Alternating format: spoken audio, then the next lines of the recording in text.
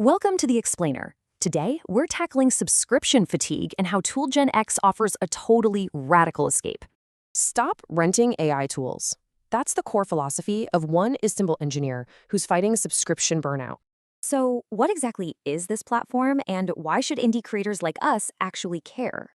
It's an indie shop for production-tested AI toolkits. No exhausting subscriptions here, just strict one-time payments. The catalog is super curated. They offer exactly 19 digital products. No fluff, just pure utility. Ditch the renting and those annoying middlemen. You literally just pay once, between $9 and $19.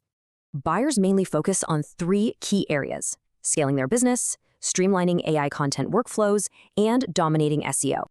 The buying process is incredibly frictionless. Just browse, pay securely once, and download your toolkit instantly. Seriously, zero friction means no mandatory accounts. Plus, you get free lifetime updates for version 1. Global payments are totally seamless. They even use iZiko for local Turkish installments, bypassing marketplace fees entirely. Bought by mistake? No worries. They offer a strict EU-compliant 14-day refund policy for undownloaded files. But why on earth would this founder abandon a massive giant like Gumroad to build from scratch?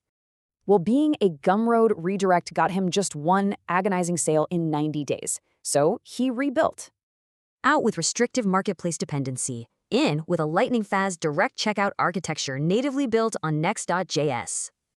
The technical payoff was literally massive. Going indie sparked a 71% spike in their Lighthouse score. Load time saw a dramatic 72% drop. This totally proves the value of going fully independent. Remember, every product is forged by Ismail, a veteran engineer solving problems for his own client work. He's bluntly honest, stating the site only works if you actually share his specific developer problems.